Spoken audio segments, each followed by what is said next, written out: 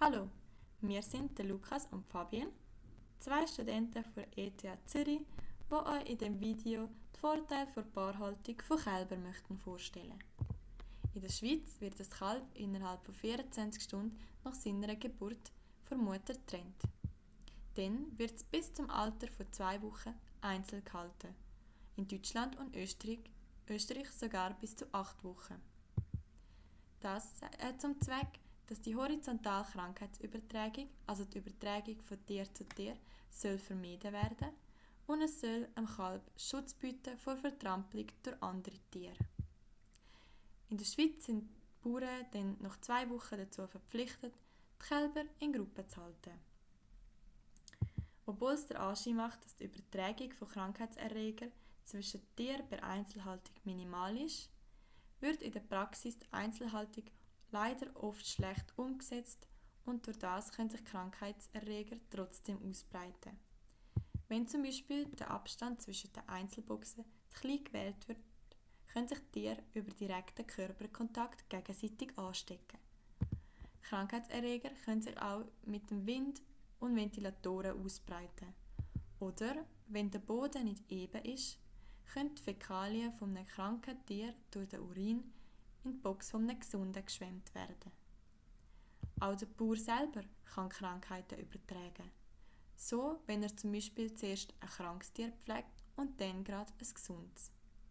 Die Krankheitsübertragung in der Einzelhaltung wird also nur minimiert, wenn auch die Faktoren beachtet werden. Dass das Bedürfnis nach sozialen Kontakt der Kälber schon in der ersten Woche präsent ist, zeigt eine Beobachtung von Woodgash und seinen Kollegen. Die haben die Anzahl täglicher Interaktionen der Kälber und ihren Artgenossen in den ersten 9 Lebenswochen gezählt und gesehen, dass nicht nur Interaktionen zwischen Kalb und Mutter stattfinden, sondern auch zwischen Kalb und Kalb und Kalb und fremder Kuh. Daraus kann man schliessen, dass das Bedürfnis nach sozialen Kontakt bereits in der ersten Lebenswoche der Kälber präsent ist. Dass Paarhaltung nicht automatisch zu einem höheren Krankheitsrisiko führt, haben die Jensen und Larsen 2014 gezeigt. Sie haben Einzel- und Paar gehaltene Kühe getestet auf die 5 häufigsten Krankheitserreger im Kot und die Antikörperbildung gegen die 3 häufigsten Atemwegserkrankungen im Blut. Dabei haben sie gesehen, dass bei beiden Häufigkeiten kein Unterschied zwischen der Einzel- und der Paarhaltung festgestellt werden kann, woraus wir schliessen, dass das Krankheitsrisiko bei Paarhaltung gegenüber der Einzelhaltung nicht erhöht ist. Im Folgenden möchten wir euch einige Vorteile der Paarhaltung gegenüber der Einzelhaltung vorstellen. Im Jahr 2012 ist das Verhalten von Kälbern aus der Einzel- und Paarhaltung gegenüber fremden Kälbern beobachtet worden. Dazu sind alle Kälber 9 Tage lang isoliert worden und anschliessend weiterhin allein oder im Paar gehalten worden. Nach 3 Monaten ist jedes Kalb mit einem fremden Kalb konfrontiert worden. Die Kälber aus der Paarhaltung haben schneller den Kontakt zum fremden Kalb gesucht, mehr Kopf-an-Kopf-Kontakt mit dem fremden Kalb gehabt, haben weniger gemut, weniger ausgeschlagen, woraus wir schliessen, dass ein Kalb aus Paarhaltung gegenüber einem aus der Einzelhaltung eine höhere Sozialkompetenz hat.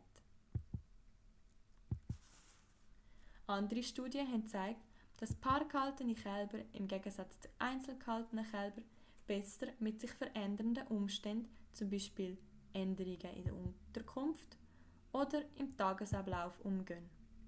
Bei der Konfrontation der Tiere mit einem automatischen Futterspender hat sich gezeigt, dass die Kühe aus der Paarhaltung in den ersten Tagen deutlich öfters und länger Nahrung von dem Futterspender beziehen. Das sieht man bei Graph A und B. Außerdem hat man gesehen, dass bei Graph C die Kühe aus der Paarhaltung schneller anfangen, Starternahrung zu fressen. In Graph D sieht man darum, dass die auch schneller an Gewicht zunehmen. Was man aber im Gegensatz zu anderen Studien nicht nachweisen konnte, ist, dass paargehaltene Kälber mehr Gewicht zunehmen. Trotzdem kann daraus geschlossen werden, dass die Kälber aus Paarhaltung schneller lernen, mit neuen Technologien umzugehen und so flexibler gegenüber sich ändernden Umweltbedingungen sind. Bei der Paarhaltung müssen aber einige Faktoren beachtet werden. So kann die zum Beispiel zur Nahrungskonkurrenz führen. Darum sollte man während der Fütterung eine Trennwand zwischen den Tieren instruieren. Außerdem kann eine spätere Trennung von zusammen aufgezogenen Kälbern zusätzlichen Stress verursachen. Darum sollte man sich bereits im Vorhinein Gedanken darüber machen, wie man die Tiere später gruppieren möchte.